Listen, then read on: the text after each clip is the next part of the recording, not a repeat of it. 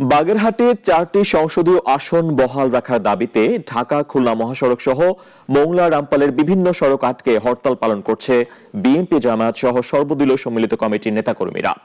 অচল মোংলা রামপাল সহ পুরো বাগেরহাট জেলা। বাগেরহাট ও মোংলা প্রতিনিধির রিপোর্ট জানাচ্ছেন সিরাজুমনির শুভ। পূর্ব নির্ধারিত সময় অনুযায়ী রোববার সকাল 8টায় খুলনা বাগেরহাট মহাসড়কের কেন্দ্রীয় বাস স্ট্যান্ড, জেলা প্রশাসকের কার্যালয়ের সামনে, খুলনা মাওয়া মহাসড়কের নোয়াপাড়া সহ জেলার অন্তত 20টির বেশি জায়গায় সড়ক অবরোধ করেন সর্বদলীয় সম্মিলিত কমিটির নেতাকর্মীরা। এতে বাগেরহাট জেলার অভ্যন্তরীণ ও অন্য জেলাগুলোর সাথে সব ধরনের যোগাযোগ কার্যত বন্ধ হয়ে যায়। হরতালের কারণে সব যানবাহন বন্ধ থাকায় ভোগান্তিতে পড়েন মানুষ। বাইঙ্গে আসতে হয়েছে, ভ্যান গাড়িতে আসতে হয়েছে, তাও আটকাইছিল আমাকে রাস্তার মাঝখানে। কিন্তু পথে কোনো গাড়ি পাই নেই, দুরন্ত কষ্ট হয়েছে, বাস পাই না। পরে এখানে বলছে কি অবরোধ, আমি তো আসলে জানি না। 30 জুলাই নির্বাচন কমিশনের বিশেষ কারিগরি কমিটি বাগেরহাট জেলার 4টি আসন কমিয়ে 3টি করার প্রস্তাব দেয়। এতে ক্ষিপ্ত হয়ে ওঠে জেলার সকল রাজনৈতিক দল। নেতারা ঐক্যবদ্ধ হয়ে এই প্রস্তাব বাতিল ও 4টি আসন বহাল রাখার দাবিতে আন্দোলনের ঘোষণা দেয়।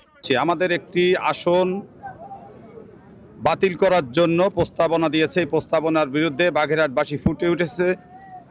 এই ফুসে ওঠার কারণেই আজকে আমরা এই রাস্তায় দাঁড়িয়েছি। কোনো রকম আলোচনা ছাড়াই, মতামত ছাড়াই বাগেরহাটের একটি আসন কমিয়ে যে অস্থিতিশীল পরিবেশ তৈরি করেছে, আমরা মনে করছি এই অস্থিতিশীল পরিবেশ তৈরির মাধ্যমে এই সরকার তাদের মেয়াদ দীর্ঘ করার একটা পরিকল্পনা করছে।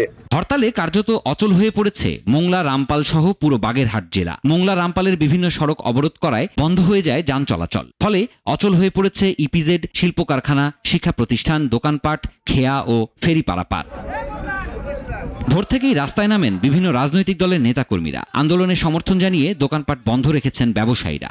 কোন উদ্দেশ্যে আমাদেরকে রামপাল এবং মোংলাকে 2 টুকরা করে 2 দিকে আমাদেরকে ফেলে দেওয়া হলো, এই প্রশ্ন আমাদের নির্বাচন কমিশনারের কাছে।